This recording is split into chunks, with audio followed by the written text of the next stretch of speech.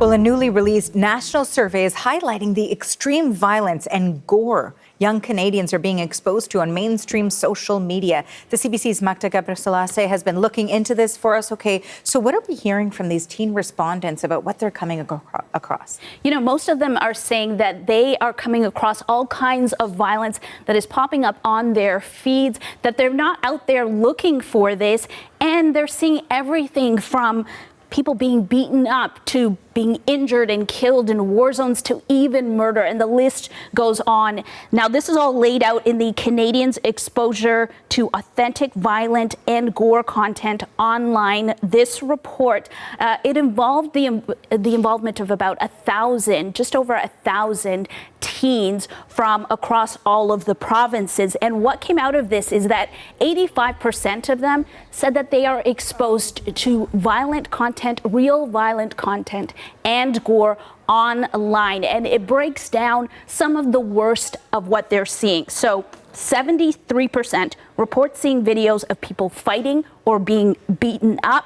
65% say they've seen violent incidents involving the police or ICE officers in the U.S. You have 52% reporting seeing people actually being killed or injured in war zones. And there's 50% that say they're seeing videos of accidents where people are being injured or killed. And the thing is, most of them are reporting that they're not out there looking for this footage. Now, take a listen to the lead author of this report. She kind of breaks down what these teens are up against.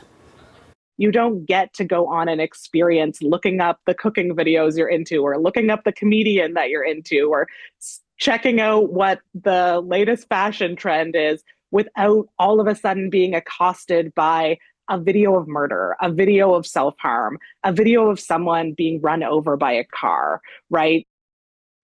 So where are they seeing this? Well, for the most part, they say they're seeing this on YouTube. They're seeing it on Instagram. They're seeing it on TikTok. And this report really calls on these platforms to take action, leaning on the advice of these teens. So doing things like ensuring that these videos don't autoplay, putting a warning in place, even, reacting quickly when these videos are flagged. There's also some advice on the government level. Of course, the government recently introduced legislation to restrict teens that are under the age of 16 from being on social media.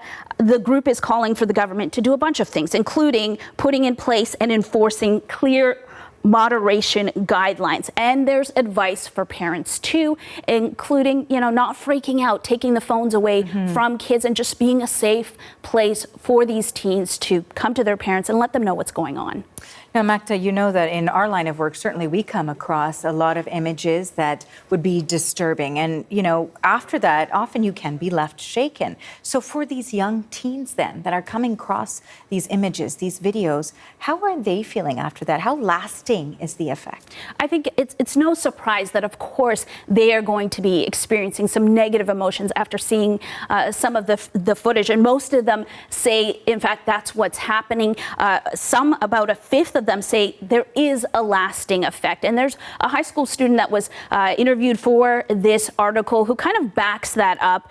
She talks about what she is seeing, what her peers are seeing when it comes to, one example, videos where there's violence involving the police. Take a listen to what she said about the lasting impact. They cause so much anxiety because you start to become very scared of your surroundings, scared of going out in public. It's like shock content. And a lot of it can even be very triggering for perhaps people who have, diverse experiences. Perhaps they have some trauma related to this. Now, we've reached out to the parent companies of the platforms in this story, in this report, Google, Meta, and ByteDance, to react to this. We've sent them the link to the report. We're waiting to hear back from them. But if you want more on this story, check out the full story. Jessica Wong, our colleague, put up a full article on the CBC News website. Okay, thank you for this. That is the CBC's Magda Gabriselassie reporting for us here in Toronto.